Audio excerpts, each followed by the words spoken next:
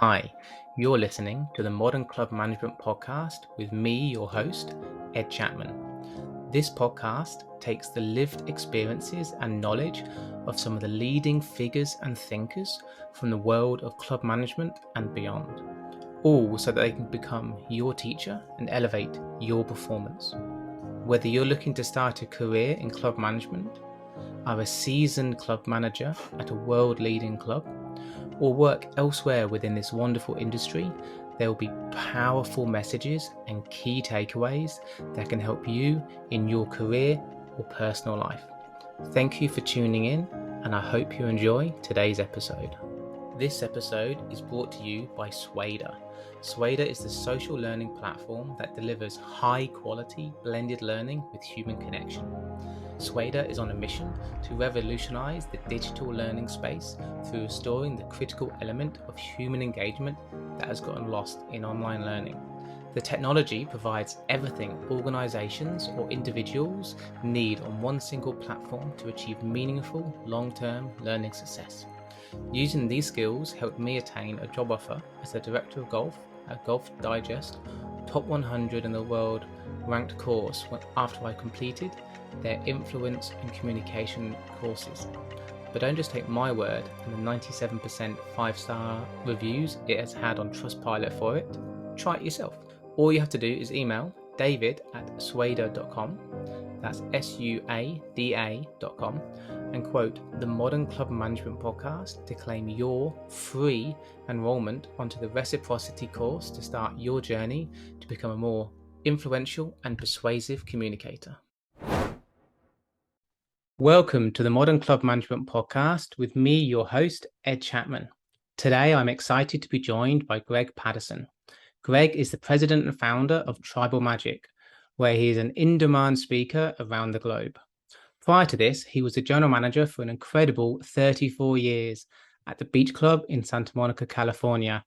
He survived all that, and with a median staff tenure of an equally impressive 17 years, which makes it flourished. Survived and flourished. Absolutely. Which makes it safe to say that when it comes to the world of club, he knows a thing or two. Gregg, welcome to the show, and I'm very excited about where our conversation is going to go today. Wonderful to be here. I look forward to the discussion. So to start us off, Gregg, can you give us a little bit of background of why you care and when did you learn to care about this great industry and your own personal history a bit? Well, first of all, let me give you a bit of background to let you know who I am. And there's no straight line in anybody's career. I started working at a very young age. I come from a less than affluent family, and so I was mowing lawns, delivering newspapers. But a great work experience for me. I worked 8 years in the graveyard, digging graves and mowing lawns, and I worked in a mortuary helping embalm people. They said I had the right personality for it. But it was great because the person in charge of the cemetery was my Russian history teacher in high school. So we had some great conversations. So it was a very reflective opportunity.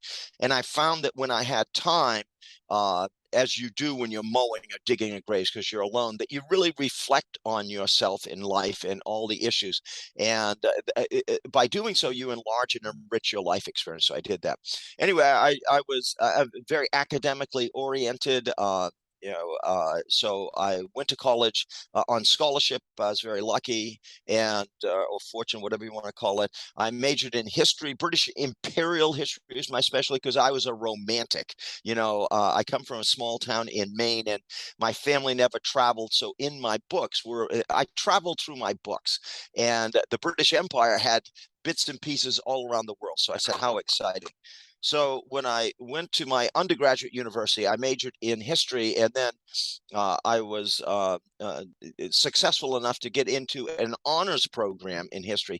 I spent my senior year in London doing research into Anglo-Egyptian diplomatic relations, 1918 to 22. Very exciting, except that I found out that I didn't want to do it for my life.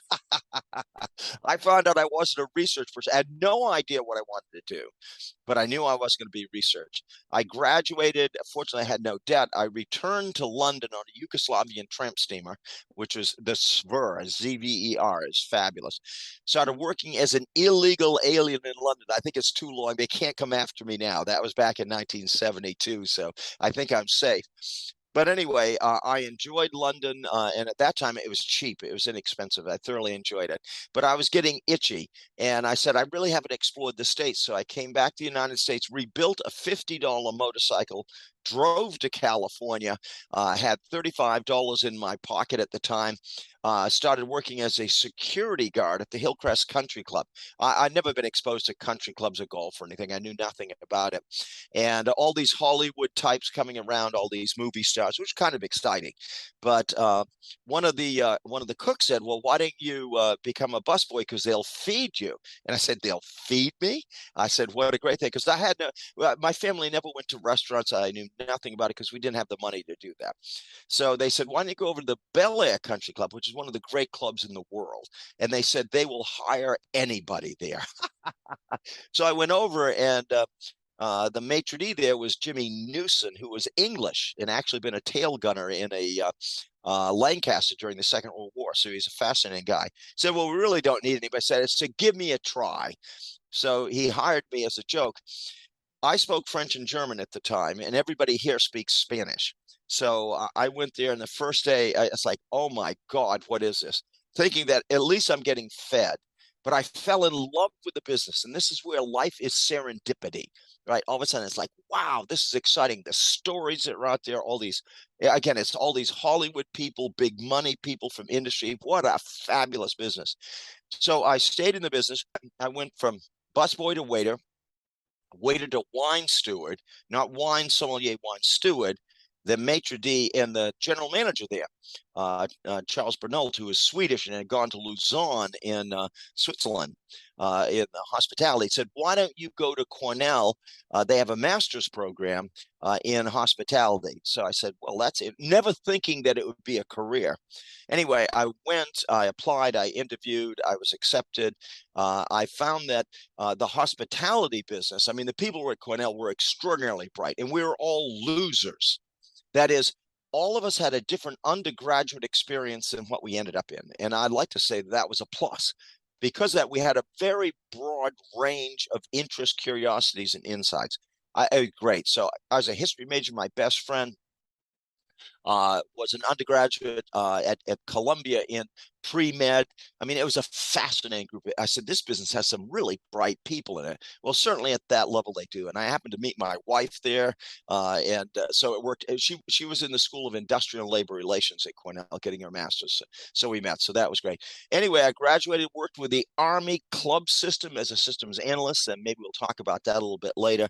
They were sending me all over the place. And then the manager of the Bel-Air Country Club called me up and said, "Greg, how'd you like to be an assistant manager out here?" And it was snowing in Colorado Springs, Colorado. And I said, "I'm there."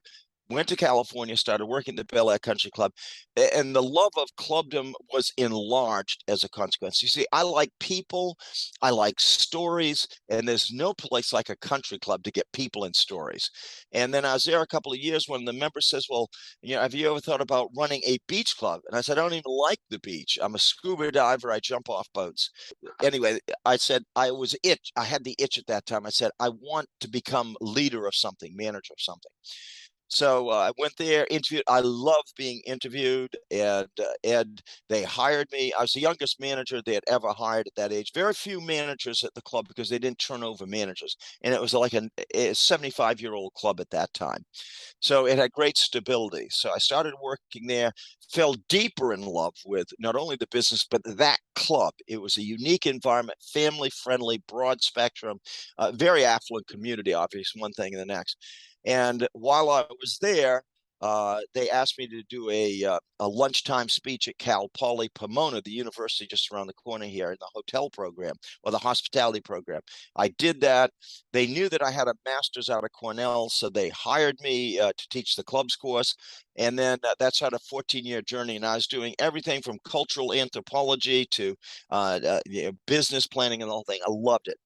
And I met somebody there through CMAA Joe Purdue, who was building the program, said, how'd you like to become a speaker in our new series called the Business Management Institute? I said, great.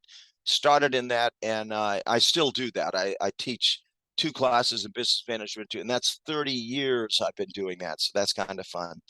And then somebody heard me. They suggested I do some speaking, and I was hired as a speaker, which obviously has expanded to sort of a global speaking business that I have. I turned 65, and I said, it's time to retire. I remember the board said, Gregg, you still got the buzz. Why would you retire? And I said, because I've got a lot fewer years in front of me than already lived. And I'm in the third stage of my life. The first stage is learning, the second is doing, and the third is reflecting on the journey and enlarging the enriching experience. So I retired. I became a member of the Beach Club. I didn't have to buy a membership, right? They gave me that as $100,000. Anyway, it's quite expensive. But I said I insist on paying dues because I want everybody to know that I value it so much I pay dues. So I'm down there all the time, and I created my business, Tribal Magic. And people say, well, where'd that name come from? I said, what we are is tribal creatures. And in the club business, it's all about creating relationships and community. And magic is making the moment of a member's arrival or a staff person's arrival special. So anyway, that's my business, and business is good. So I'm all over the place, preaching and teaching, I call it. And I do a lot of writing as well, as you well know, Ed. So anyway, that's basically my journey. And it's not a straight line. So if anybody thinks their career is a straight line, you is mistaken. That's certainly, yeah, a wide-ranging zigzag of a career. Zigzag. And it sounds like your love of stories and creating moments in people really kind of came from not having the opportunity to travel and do things in your youth, but from reading Yeah. and getting them from stories. Right. Well, your inspiration comes from many sources, what it comes down to. And I've always found it's important to become an interesting person. I always say what you must do is boost your IQ, your interesting quotient. You got to read more, travel more, talk to more interesting people, write more. If you do those things, all of a sudden people want to be around you. They feel good when they're near you. It's like, God. And obviously we talk about how do you keep staff happy? The key thing is, are you happy? Are you energized? Are you buzzed? Do you like the business? Do you like people? And people can smell that. And one of the difficulties I found in the new generation of managers, I come from, if you will, the dark ages of clubdom, where we all came from different backgrounds. Now they have an undergraduate business degree, and then they all want to get an MBA, a master's of business. And they forget that ours is a people business. Ours is an experience business. And that's what I specialize in. I specialize in people and experiences, tribal magic. Do you think then there's something gets missed a little bit on the way of people starting their careers with such a fixed goal of where they want to get to, and they go in a straight line to get there? They miss all these experiences. Absolutely. I agree 100%. As a matter of fact, there's a book that's out. It's called Range, which is very interesting. It talks about that very thing. There are some athletes like a Tiger Woods who at 2 years age is in the golf career. And then you have others, who play all sorts of sports when they're young. And then in the mid-teens, they start specializing. And that's true with us as individuals. I am always hesitant when I hear somebody in high school saying, oh, I want to become X. I said, dude, you don't have a clue. You've narrowed your life.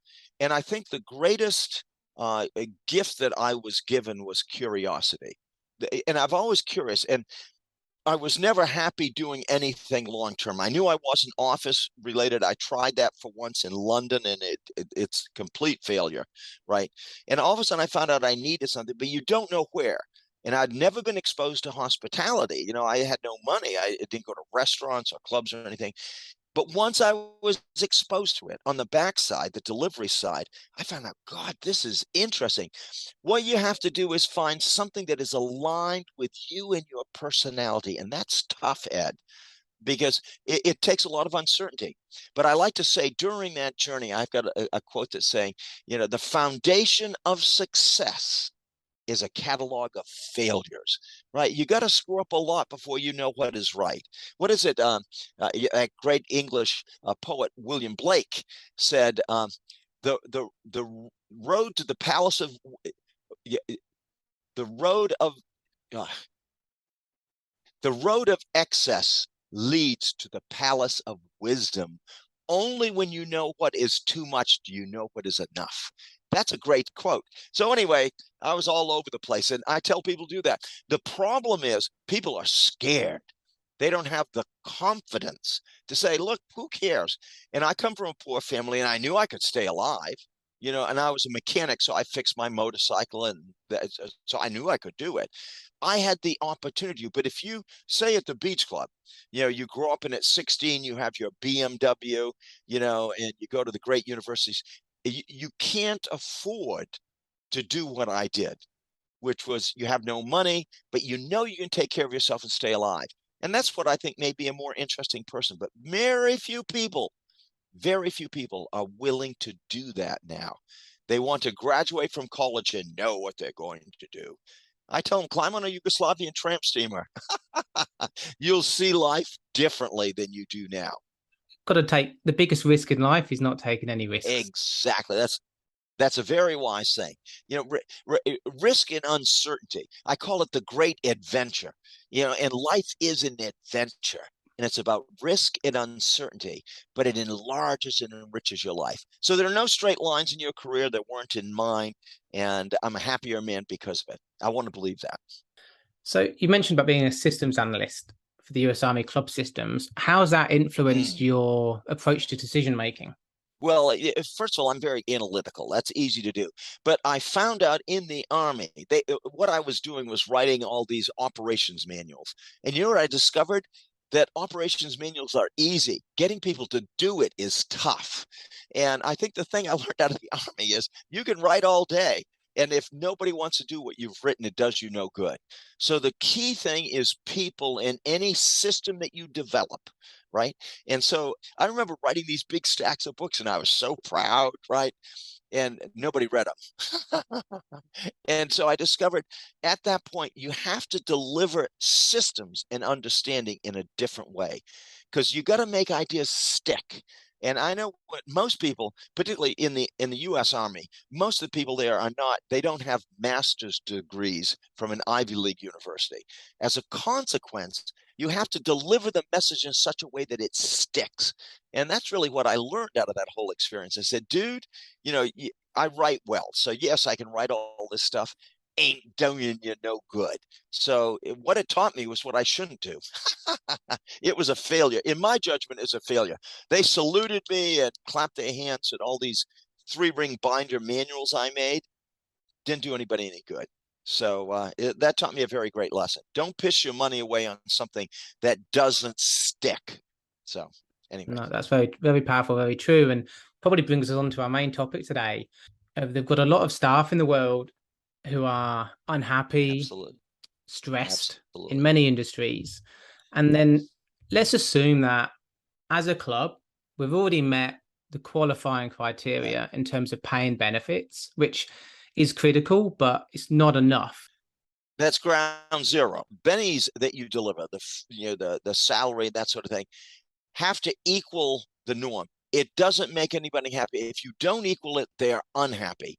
So ground zero is simply the right pay and benefits. It's exactly what you're saying. There's 5 big areas, I think, based on your writing on this topic that I've pulled out. And the first one touches on something you've mentioned earlier. You need a happy leader.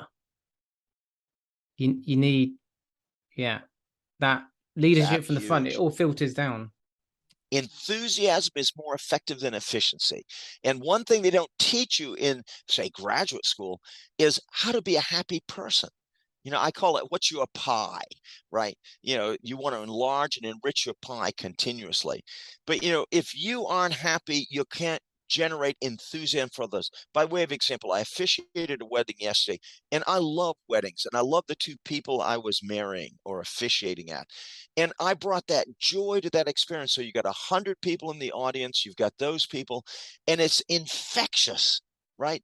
Happiness is infectious. People want to be around happy people. So if you want a happy staff, every time they encounter you, you're generating the buzz. You're delivering the energy. Huge issue, Ed. Huge issue. And it's rarely discussed. They talk about all these systems to make staff happy, but the most critical thing, are you walking around and are you a living, breathing example of happiness? Big deal. It is, and I think the word you've picked out there is key: infectious. When we're around happy Infectious. people, we can't. We watch comedy live. Everyone laughs. You Yeah, can't help but laugh. It's a whole yeah, different experience. exactly. But within that, I often ask people, how many of you want to work for a miserable son of a bitch? And nobody will raise their hand, right? So the opposite must be true. So then, if you've got unhappy staff, let's park the legal framework because that's going to be different in different countries. Mm. But you got an unhappy member of staff who you can see are bringing other people down. What's the process you'd go through with them as the kind of each stage along the way to try and either pull them up to the right level or look at moving them on? Well, there are two things. First of all, you have to accept that many unhappy people are unhappy in their private life. So I have my principles of happiness, whether it be good health, passions, time to pursue them, dreams and hope, all those things. That's the first thing you look at. Is there something in their personal life that they're bringing to work? Secondly, is there something in the job experience that doesn't work? So then the first thing I look at is alignment. Are they the right personality for that job? You may have somebody in maintenance who really wants to be a security guard, or a security guard who really wants to be a bartender. You have to make sure they're in the right position within the club. So in their personal life, you discover some of those things through your personal connection with them. So the first thing you do is you bring them in, and I call it alone time with Papa, right? Come on in, let's talk, let's have a discussion, right? So you talk about their personal life. Oh, do you have enough time for your kids? Do you have enough time for, what do you love doing? Do you have enough time for it?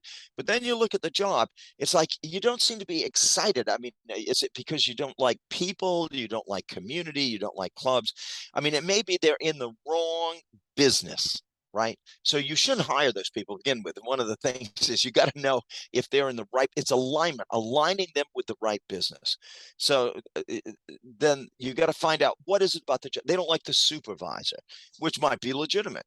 So I have a whole supervisor certification program. Great supervisors are like sergeants in the military. They're in the trenches with the people and they're making sure that happens. So then you're trying to correct this stuff. You're trying to correct the environment that might be wrong. You're trying to correct their mindset, which might be wrong. You're trying to correct their skill set, which might be wrong. So you're always working on that. If you hire somebody, and again, I've got a whole process that you go through, hiring, boot camp, that sort of thing. You want to keep those people. Losing staff is the worst thing you can do. I mean, it disrupts the team. If you have a bad apple, though, the ultimate experience is releasing them, right? It is the best thing for them and the best thing for the club. Because if somebody's miserable and happy, Ed, and it might be because of the job, their life, they're going to corrupt the experience that others have around them. Remember what we said, happiness is infectious, so too is misery. People who are miserable infect others with that misery. So the ultimate end is that you've got to get rid of those people. And every country has a different way of doing it, a different standard, but you've got to document the journey. You're trying, if you hire a person, your job is to make them a success. So you can't give up too quickly on people. So how do you pursue that journey? It's exciting stuff, but it's going to happen. And as a matter of fact, at the Beach Club, because I'm close to the manager there, and talking about somebody that they've just released, who was a long-term employee, but attitude went downhill. It was a must-do situation, and it doesn't make anybody feel good. Firing somebody is the worst experience a manager can experience. It's awful. Anybody who thinks firing is fun, dude, do it sometime. So you try to save them. That's what it comes down to. But sometimes you can't.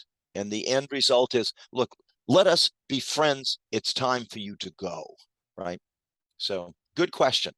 Point you've hit on there as well. It's what's kind and best for them, potentially moving them on to a job they're going to enjoy more if they're not Right. happy in this one or they're not suited to it.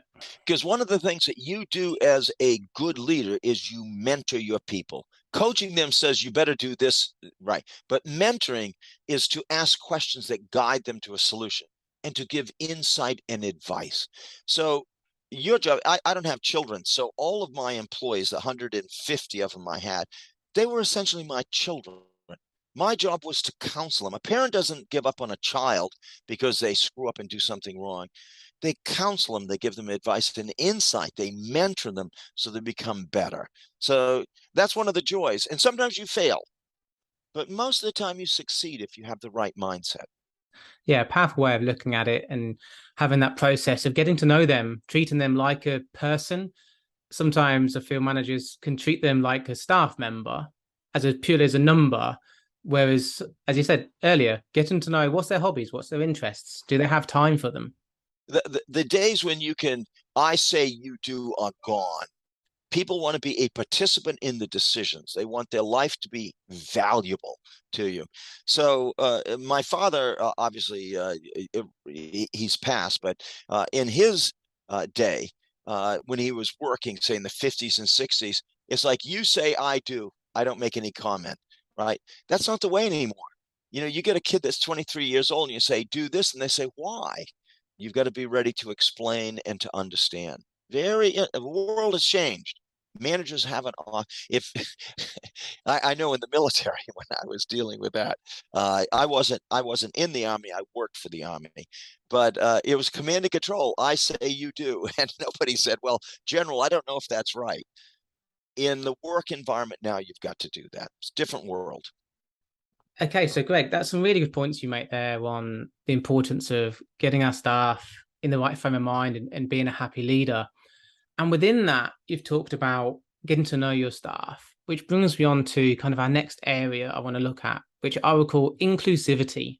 So there's a couple of things you've talked about or written about within that. Names, knowing everybody's names and getting every staff member to know everybody else's names. I think that's really powerful because it humanizes us more and makes us feel Huge, huge, really huge, gives that huge. family feeling to the environment that you're coming to, and so much easier for staff members to build relationships with each other as well if the barrier of not knowing names isn't there. Well, the most powerful tool you have that costs you nothing, whether it be with member staff, purveyors, whatever it might be, is knowing names, right? To be able, it's like gold when you call someone. If I say, Ed, how's it going, big guy? How you feeling today? I mean, it just makes you feel important instead of, hey, you, great to see you. How are you today? Knowing the name. And I had a whole process where we got to know. I had classes in it. We had tests in it. We had games in it. Knowing staff names and knowing member names was fundamental to your success, right? So it's a huge thing. And it's the least expensive thing that you can do in this world, and maybe the most powerful, the golden tool that you have is knowing names. Can you give an example of one of those games that you would use to help learn names? Absolutely. And this is one of the fun things. Understand, I like people is what it comes down to. So any opportunity. So each month we had an all staff meeting. I'd have a core a skeleton crew that would keep the place running. It'd be a Thursday afternoon, 2 to 4. I mean, it was long. And we always had classes before that, and you get paid for attending, and it's about learning names, photographs of staff, photographs of members, you remember it.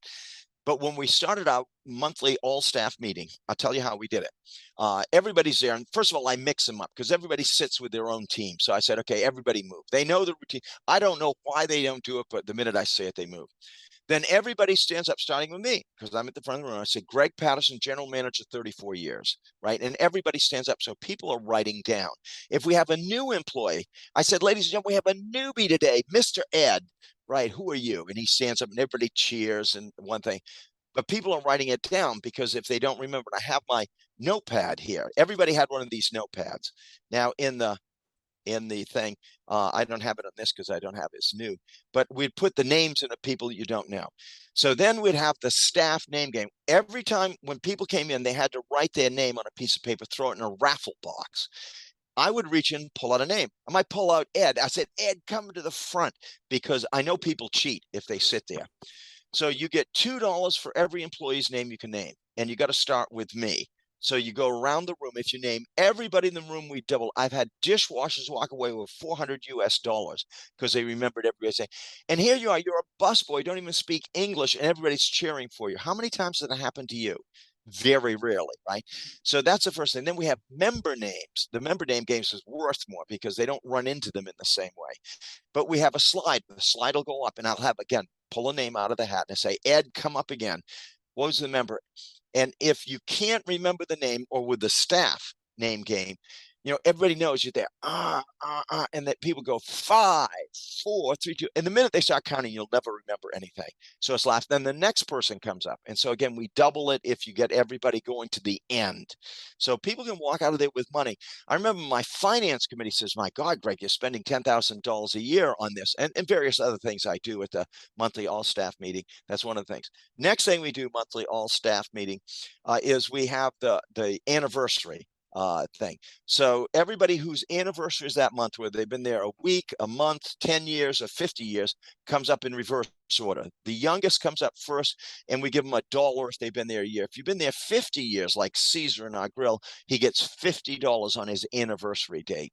The whole idea is, and so you're repeating names all the time. You see what's happening? You're repeating names. And then we do the birthday celebration. So when people have a birthday, they come up. I have my controller there with 45 envelopes, starting with $5 going to 50. And they choose one. They stand up there, and then they open them up. I call their name when they come up.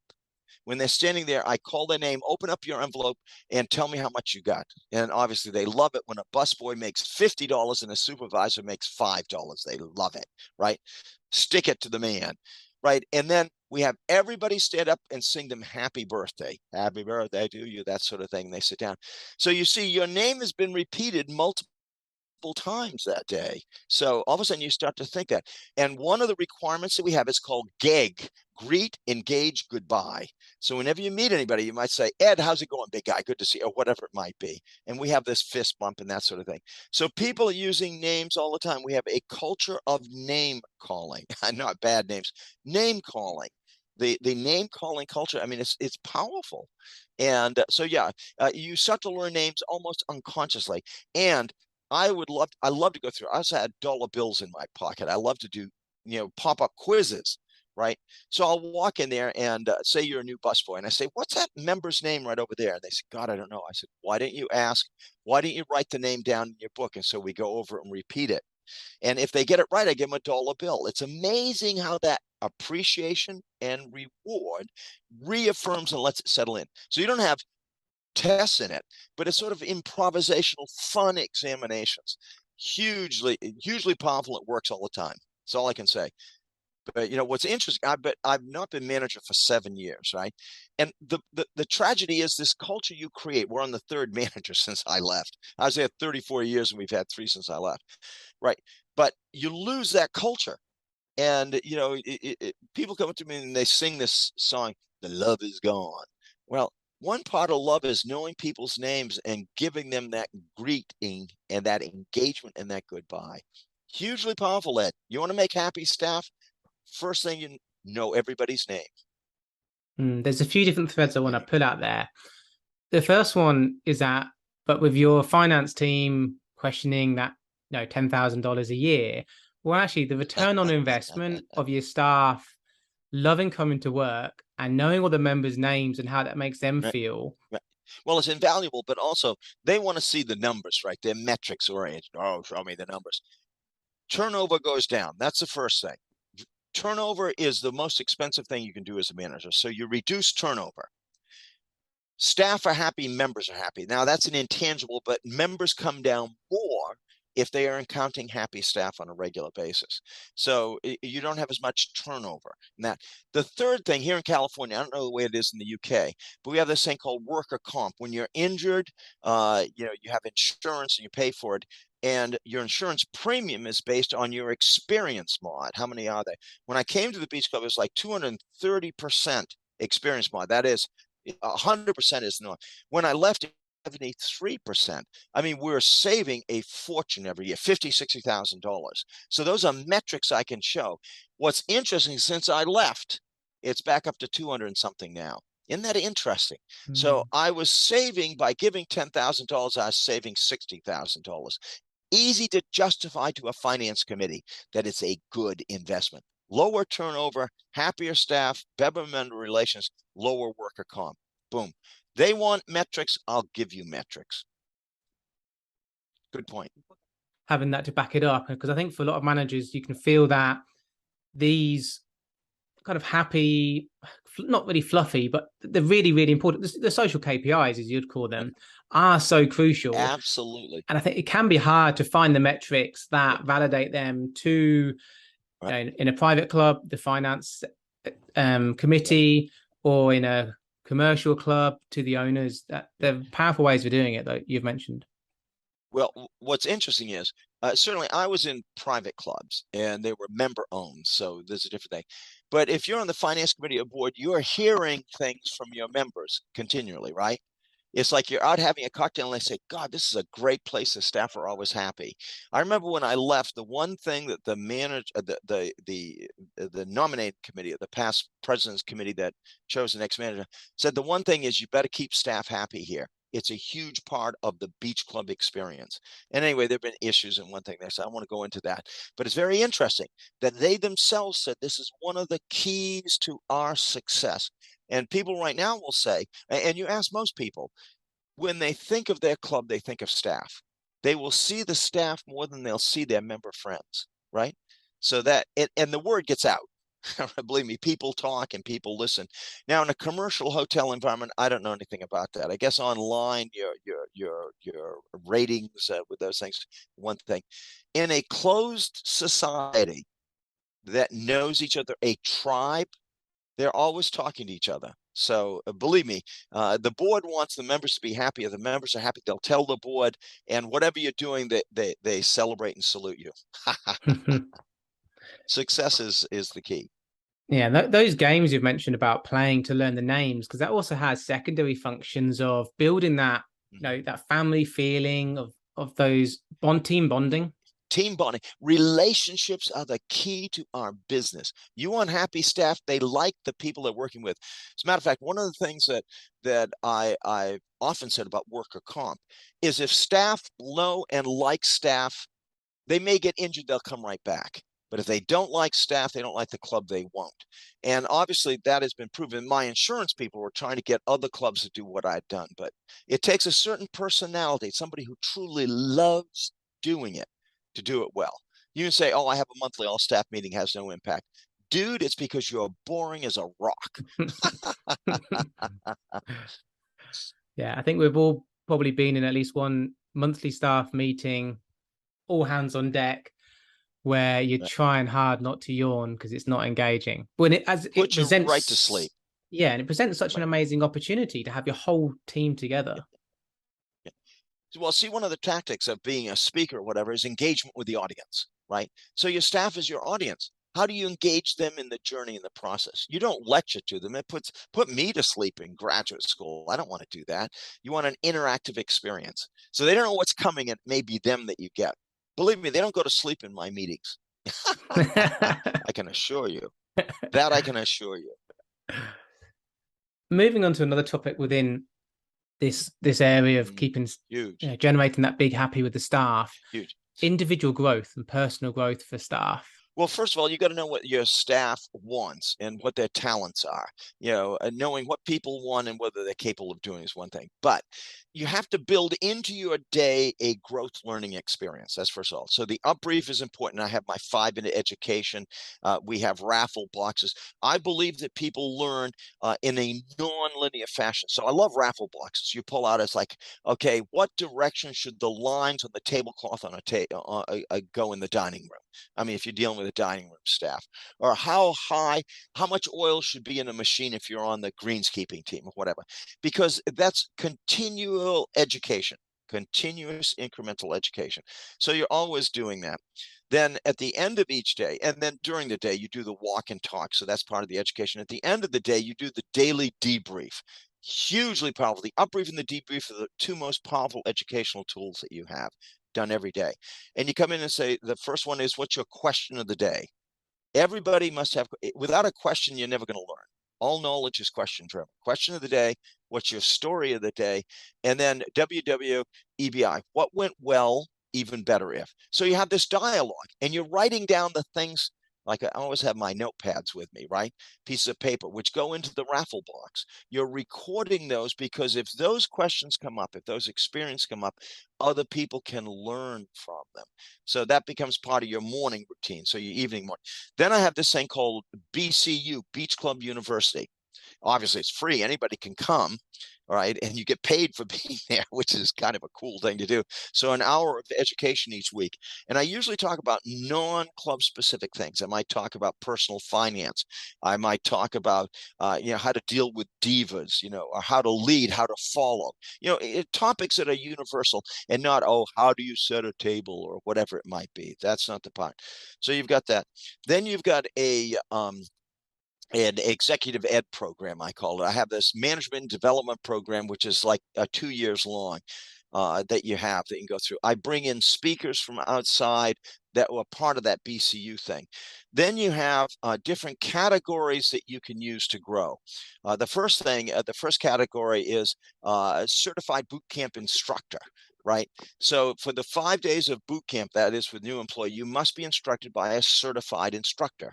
So the person that does the job, busboy, waiter, golf course, maintenance person, whatever it might be. So they're with them on a daily basis. So you wear the badge, you get more money. Then the next thing is certified eye opener, right? And the motto is point your finger and I'll tell you the story, which is a very difficult thing as well. It's like we have paintings there. Who did the painting when it was purchased? How many members are there? There are about 165 questions that we go through. So you do it, you get another badge and you get more money. So all of a sudden you get these educational opportunities. Then I do a lot of networking, I call it. There's internal and external networking. Internal, you take, say, the dining room team to the golf course, because they've never been out there. And so you're doing internal networking. Then I love to do external networking where we take a team, say the maintenance team, and we'll go over to the Los Angeles Country Club or the Bel-Air Country Club or the Wilshire Country Club. And they will talk to the maintenance guys. They're mostly Hispanic, so they're talking Spanish, and they feel good. They're part of it. And so they're growing, although they haven't left, they are growing within the job.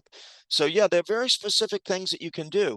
And it's funny, people say, oh, I don't have enough time. I said, dude, you don't, if you don't do it, you're in trouble. You'll be looking for a new job. And the average length of time managers last here in the States is less than 3 years.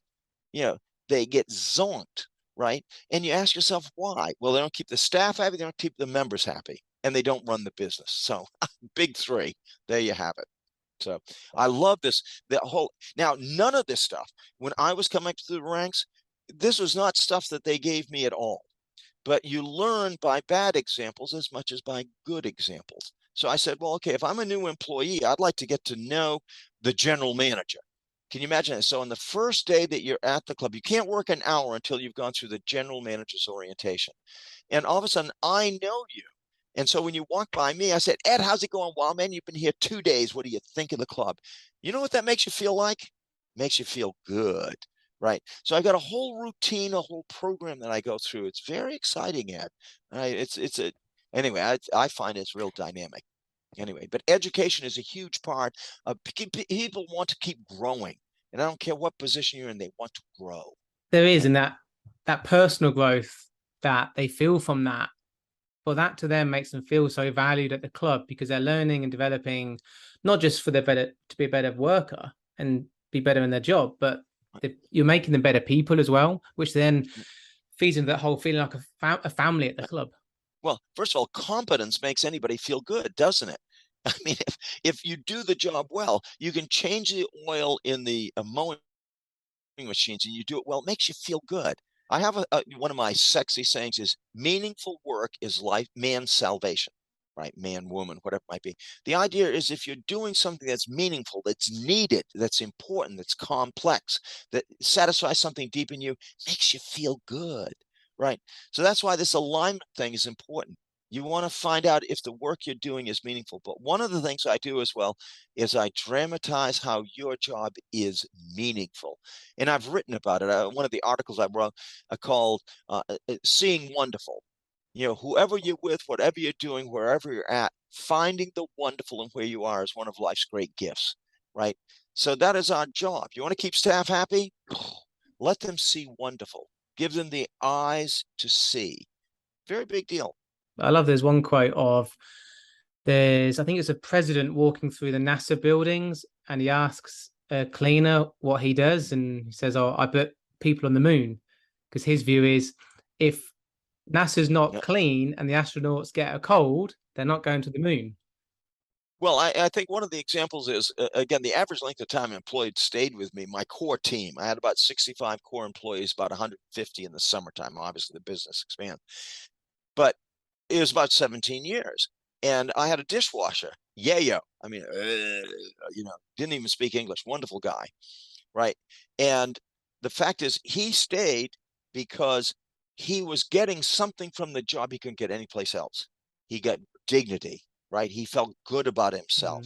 He got satisfied. The general manager knows my name. How many times have you worked in a big hotel and the general manager doesn't have a clue who you are? It doesn't make you feel good, right? I'm a small business guy. I like small businesses because I get to know everybody. And that's the joy that I get out of work. So bringing that to the team is an important part of it. So moving on to kind of last little bit we've already touched on is that creating that team bonding of the staff. What would be the one or two most impactful things that you have found when you've gone for looking at team bonding? What's been the easy ones, the kind of daily things, and then a bigger scale one less often? There are two types of bonding you're dealing with. You're dealing with team within the club, say your golf team, right? And then you have the club team as a whole. The big thing, again, to be really simple, you want to create team within your department. That's what it'd be, within your department. The upbrief and the debrief each day are the key. They're the key because everybody's talking, everybody's getting to know each other. That is the key. When it comes to the team as a whole, to bring them together, the monthly all staff is the key. That's one thing. The next thing is to have common experiences that you do. We love to do bingo. We love to do whether bocce now because we have bocce coaches, whatever it might be, that you then mix up the teams. We like to go bowling. I don't know if you like bowling, but I love bowling. So you take them to the bowling course, you split up the team so that nobody is on the team of somebody from their department, because you're trying to create that different thing. So you mix them up. And all of a sudden they find out that people are really nice that might be there. When I came to the beach club all those many years ago, back in 1982, right? The fact of the matter is the kitchen hated the dining room staff, the dining room staff hated the grill hated the beach staff, on and on and on. I knew that one of my jobs was create a sense of team. That was like warring factions, right? It's like the different valleys fighting with each other. And one of the great victories I had is I brought, I don't know if you call it love, but certainly I brought the team together as individual team within the larger team and then the larger team. I think that's my gift, that I was able to do that. Well, Greg, we're pushing up on what I know is a time limit for you.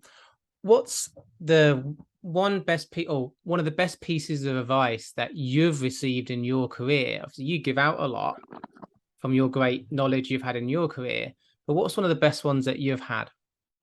Without any question, doing demands debrief.